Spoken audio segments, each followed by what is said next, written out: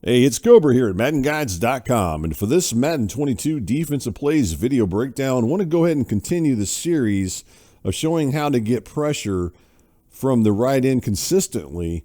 But this time I want to go ahead and show you how to bring pressure not only from the right end, but also get it from the other side of the field. That way you end up getting double edge pressure. And this is going to be pretty nice setup that I'm about to show you. And the name of the defense that we're going to use from the quarter normal is called DB Strike 1. So let's go ahead and take a look at the play and the play info for this particular play, and then we'll get into the breakdown as far as actually showing you how to set it up and getting the pressure on the quarterback. So again, this one's called DB Strike 1. It's from the quarter normal. The personnel is 3 defensive linemen, 1 linebacker, 7 defensive backs. The coverage type is man. Coverage shell is cover 1. Blitz type is a man blitz. The gap pressure should come from the C gap. There is on occasion that you're going to see, you may get some A-gap pressure, and I'll talk about that in the video breakdown. Doesn't always happen, but it could happen. And then the pass rushers are going to be 5. We're actually going to change that. We're not going to have 5 pass rushers, but by default, there is 5 pass rushers. And then the pass defenders is going to be 6. So what I want to do is I want to go ahead and get on to it and get going with this, because there's a lot to break down with this so you guys can get an idea how this is going to work. And it's, like I said, it's a nice setup. I think you guys will enjoy it. So let's go ahead and get ready to go on it. And as I mentioned already, we're going to run some of the quarter normal, and the name of the defense, as we already talked about, is the DB Strike 1. So let's go ahead and call that. From the offensive standpoint, we're going to go ahead and start off in the gun bunch. Again, this is the pretty popular formation. I feel like if I set this one up, then you guys can see this is something you can run this against, and then some of the other formations, such as from the gun formations, that you might have some success with. All right, with that said, let's go ahead and just look at it. I kind of already talked about the coverages and everything, so I'm not going to do all that. But what I want to do is just go ahead and run the defense without making any adjustments. And let's just go ahead and run this, and then we'll see what happens. And now keep in mind, everybody on the offensive side of the ball with this particular play that I'm showing here is going out. So just keep that in mind, as you can see on your screen there. So what I'm going to go ahead and do is just run it. And I'm just going to show you what happens with this. Right there, really don't get a lot of pressure as far as instantly, which is fine. On occasion, though, I will tell you this, with this defense, you may end up getting some pressure coming off the edge on occasion without doing anything from that defensive back right there. Sometimes he'll get in, but don't always count on it. So I just want to point that out to you. All right, one of the things you can do right off the bat, let's just go ahead and do this, is you can go ahead and pinch the defense. So I'm going to go ahead and do the shift defense and push down, and then I'm going to go ahead and run it this time, and then see what happens there. And there's where sometimes you'll get that inside pressure will happen. Sometimes that defensive player right there, which happens to be the left end, might break through and get some pressure. And I'm not going to tell you that's always going to be consistent, but I will show you a little bit later how you can try to make that a little bit better. All right, so that's it as far as that setup part of it goes, as far as really not doing anything outside of pinching as far as the defensive line. So that's one of the things I like to do. Now, in the video breakdown where I talked about getting edge pressure, I'm going to go ahead and show you that as far as with the right end. You want to go ahead and slide him in, and then go ahead and put him in the hard flat. Now, keep in mind, I went ahead and did my subs. If you guys haven't watched the video before where it shows how to get consistent pressure with the defensive end, make sure you do that, because you're going to want to make sure you sub. In this case, I've got one of my fastest defensive linemen on the Saints, which is Davenport. He's an 85 speed. So I'm going to go ahead and run this. And I just want to show you what happens here with this setup. And as you can see, I get pretty consistent pressure, pretty much like everything I showed in the other video breakdown, where I'm able to get around him. And in the video, I explain how to do that. So make sure you guys watch that video. If you haven't had a chance to, you want to do that first. So let's go back up here on the outside, because I explain how that works. So right there, you can see that I get the pressure right there on the outside. All right, let's continue on with the setup here. So we're going to do a couple things here on this next thing I'm about to show as we keep working through this. What you want to do is, if you don't have base of line on, you're going to want to probably go ahead and do that. You can either turn it on, or you can do it this way. Some of us don't like to have it always on. But if you don't want to have it on, just go ahead and hit your Y button or your triangle button and press left on the left stick. And then that's going to do that, what you see right there. And then I like to go ahead and shift the defensive line, or pinch the defensive line down. And what I'm doing right here again is I'm hitting the RB1 or the R1 button and pressing down the left stick to get that. All right, that's right there. Now keep in mind, this is a man defense. So if you do this, then you're going to have these corners. In this case, they're going to be lined up further outside in this area here. You can see right there that those two guys are going to be lined up further outside than what they would be if you weren't doing base align. That means the only downside of doing that is that they're not going to be in a lot, they're not going to actually be over the top of the receiver that they're covering when you do that. That's the downside, especially against these bunch formations or these compressed formations.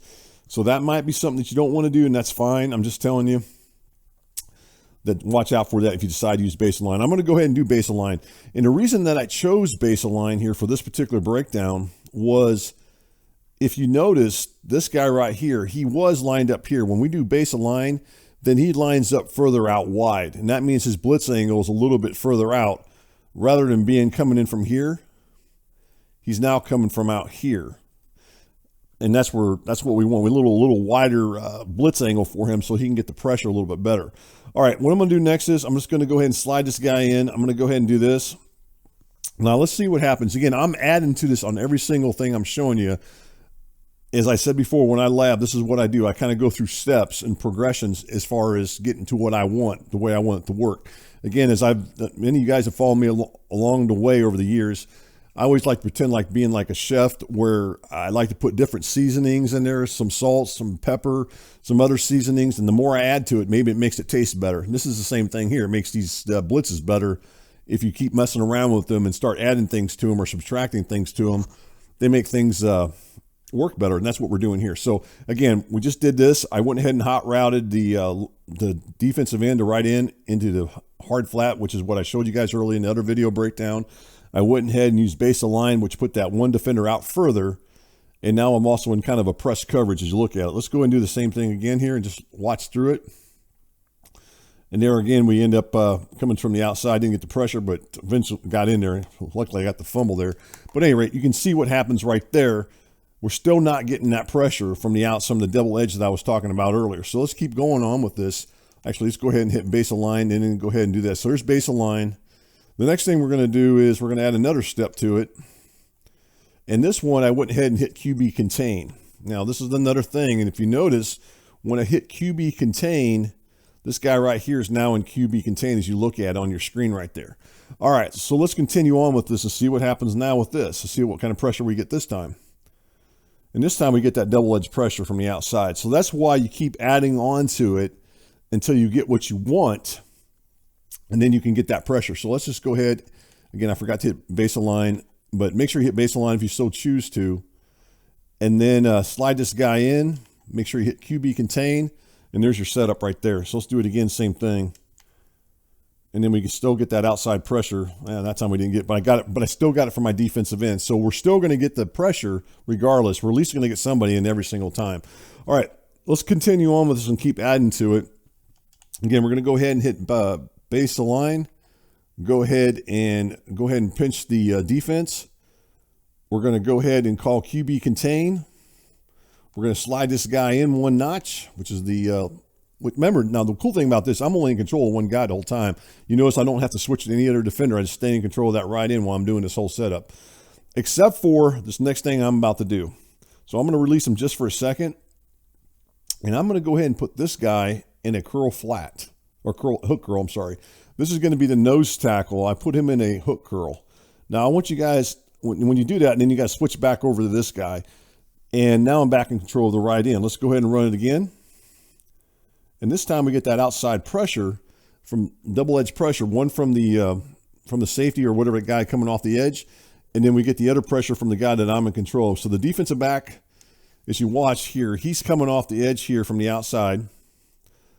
And then the other guy that I'm in control of, which is this guy here, I'm going out this way and then going this way. So I'm getting that double edge pressure. The other cool thing about this setup, as you look at it, with this setup, we just added another defender into coverage. So now we've got this guy dropping back into a hook zone. So now we have 5 defenders in man coverage, and then we have 2 defenders playing some type of zone coverage. And then if you look at it from this standpoint here, then as you go through what we have as far as a pass rush, we have this guy here, this guy here, this guy, and this guy. So we only have a 4-man pass rush, which is nice. So we have 7 defenders playing some type of coverage, some kind of defensive coverage, and then we have 4 pass rushers.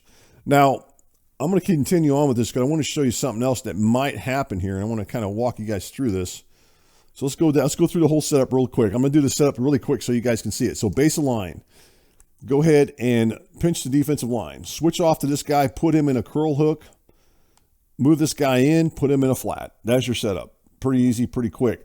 Now, you can add that to other thing that I hadn't done just yet. You can put in QB contain if you got time. That's probably the last thing. You don't have to be in QB contain. I prefer to go QB contain because I feel like that works better as far as getting that edge pressure coming from this guy right here.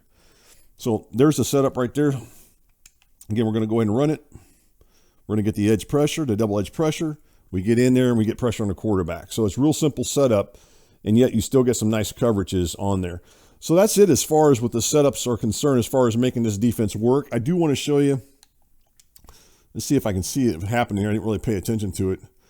On occasion, this is on occasion, what will happen is I want to go ahead and focus in on this guy right here. This is the left end. Now, what I've seen on occasion, if this guy, let's rewind this just a little bit. The blocking right now works like this. This guy goes over here, which is going to be the right guard. And then the right tackle, as you're looking at it, the right tackle looks to block here. Now, if for some reason, and this does happen on occasion, if this happens, if the center for some reason kicks over here to block the left end, then the right guard is going to go ahead and block this guy, which is going to be the other defensive back, the inside defensive back that's blitzing. And ultimately, the right tackle is going to come out here. Let's go ahead and clear this. Then the right tackle is going to come all the way out here and block this guy as he's coming off the edge. Now, if this happens, then this left end will actually get to the inside here. And a lot of times he may end up getting free without even being blocked. Now, that doesn't always happen, but sometimes he will get free. And we'll see if we can make that happen here in the breakdown as we continue through this. And the center might try to slide over and block him in here, but a lot of times he gets that, he kind of gets that leverage to the outside of the center, and that allows him to get in. A lot of times you can take control of him, hurry up and switch off to him, and you can get A-gap pressure coming from here. Let's see if we can get that to work here. And I'll show you one of the ways you might get this to work. Let's go ahead and do this setup here. I'm going to have to reset this up here again, guys. Sorry about that. Let me go ahead and do a base of line. And then go ahead and pinch the defensive line or pinch the defense. Go ahead and put this guy in that hook zone and then slide this guy in and right there. Now, this time I'm not going to do QB contain. What I'm hopeful for is that the center looks to block the left end, so I can show you what will happen on occasion. There he goes. And this is what I was talking about. See right there, I actually didn't get him fast enough, but if you do this just right, you can switch off fast enough and get in there and get that pressure. Let's go ahead. This time I'm not going to do all the other stuff. I'm not going to do the baseline because I want that guy I want the center to look to block the right end. So I don't want you guys, I want the center to look to block the left end again, which is this guy right here. If you look at the depth chart, it's going to be this guy right here. So if you don't put these guys in base of line, then a lot of times the center will look to block the left end. Now, what will happen is if you decide to do this, that means that this other guy that we showed earlier, this guy right out here, will probably end up getting blocked, and he won't get that double edge pressure that we've shown earlier. So I do want to point that out to you. So we're going to go ahead and do this. And then we're going to go ahead and put this guy in the flat, move him over. And then we're going to do the same setup. Yeah, that time I actually got blocked. I didn't get what I wanted there as far as that nose tackle. I just kind of wanted to show that to you because on occasion it does happen. I'm going to slide him in again. Let's go ahead and do this. See if we can get that to work here. It doesn't always happen, but on occasion, I just want you guys to be aware of it. He didn't get in there. But at any rate, if you guys ever see that, just know that that could happen on occasion. I just want to point that out to you. Probably kind of wasting my time a little bit trying to show that to you because it's not something that I really see very often, but it's something I have seen. That's why I wanted to point it out to you. So let's go with the setup again here real quick. Let's go back on here. So again, we're going to go ahead and do the rest of the setup. We're going to go ahead and put this guy in the hook curl, and then we're going to slide this guy in, and then we're going to go ahead and call QB contain. So there it is right there. And then we're going to get that pressure coming off the edge pretty consistently. Now, I got blocked that time with my guy, but like I said, for the most part, you're going to get that pressure on the quarterback. So hopefully this setup will kind of give you guys an idea of something you can do, again, to get some pressure on the quarterback and get double-edged pressure without having to do a whole lot. The setup's pretty simple. And the cool thing with this, if you're playing in the league, you're only moving one defender, and that happens to be the right end. And it, like I said, it's pretty consistent as far as getting pressure on the quarterback. And there again, we got that pressure. So it's a nice setup that'll allow you to get pressure on the quarterback. Let's do one last thing before we get out of the video breakdown. Let's go into a play where the halfback stays in the pass block. I want to show you that just real quick so you guys can see what happens. Let's just go into the flanker drive, and then we'll go ahead and run that same defense one more time, and that way you guys can just see what happens. So we're going to go base align, go ahead and shift the defensive line down, or slant it, or pinch the defensive line, put this guy into a hook curl, and then slide this guy over, put him in the flat, and there's the setup right there. Now keep in mind the running back is staying in the pass block this time. Also, we'll go ahead and call QB contain. That's the other step we got to do. All right, same thing. So we're going to come around the edge, and even though with the running back staying in the pass block, I'm still able to get in and still able to get pressure even with the guy I'm in control of. So even with the running back, you still get pressure. You may not get the double edge pressure, but at least you get in there.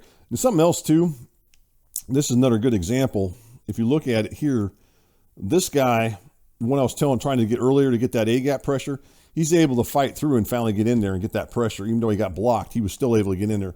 So let's do the setup one more time, guys. Just one more time, and we're going to go ahead and call it a day on this one. So let's go ahead and do the same setup. Put this guy in the hook curl, this guy in this call QB contain. Here's your setup right there. It's that simple. It's a pretty simple setup. And again, we get the pressure, even though the running back stayed in the pass block. So hopefully, guys, this will give you guys something you guys can use to bring some pressure on the quarterback and get some double-edge pressure. If the running back stays in the pass block, then you're not going to get the double-edge pressure, but you're still going to get around with the right end and still get pressure on the quarterback. And plus, you get an extra defender dropping back in coverage. And then finally, I just want to mention one more time, you can possibly get some A-gap pressure. Don't count on it too often, but on occasion, the left end may come through the A-gap between the center and the right guard and apply some pressure on the quarterback. So again, the name of the defense here is called quarter normal DB strike 1, looking to get double edge pressure, and it's pretty consistent.